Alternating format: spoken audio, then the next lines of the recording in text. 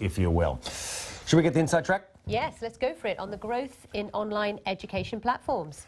Babbel. Babbel is a language learning app which was founded in 2007. It's now the highest grossing language learning app globally. It's got 1 million active paying subscribers at the moment, and it allows users to take part in language courses in 10 to 15-minute bites, which can be used on the go if you want to, at a time that suits you. Yeah, Babbel offers courses in 14 languages. It's got offices in Berlin and New York and a team of over 450 people.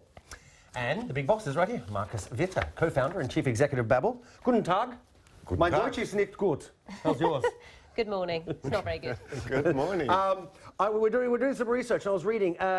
So it said about nearly 75% of people who use Babbel, after 5 hours of using your service, could have a very basic conversation in that language they're learning, right?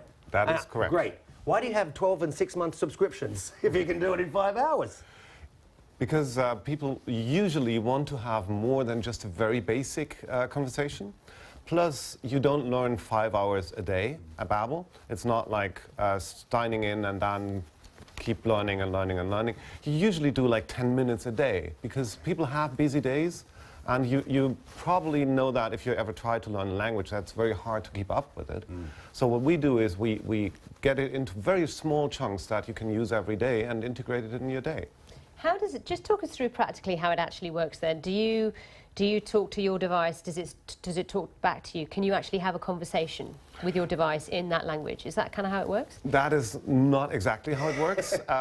You do talk to your device because you have to practice your speech. So there is a speech recognition that gives you score on how your pronunciation works. But it is basically an interactive experience. So you have a structured course that takes you from hello, my name is, to whatever level you want to go to.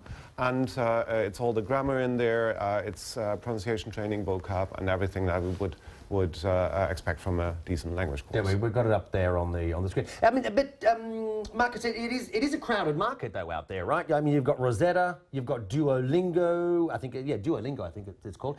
How do you differentiate? The shortest possible answer is it works. It sounds trivial because people have been learning languages for a long time, and it's nothing completely new, but learning languages with an interactive device is something that we started with 9 years ago, and that's still pretty new, and it's not easy to get people using that device to real proficiency, giving them language that they actually can use. In terms of your reach, obviously you've got a great presence in Europe. You've been in the US for 1 year. You're hoping to sort of really expand in the United States. Yes. What about Asia, though? You've not really gone for the Asian market. Why not? The Asian markets are, in the moment, a little too far for us, because what we care about is the pairing of language. So a British person will learn French in a different way than a German person. We care a lot about these differences.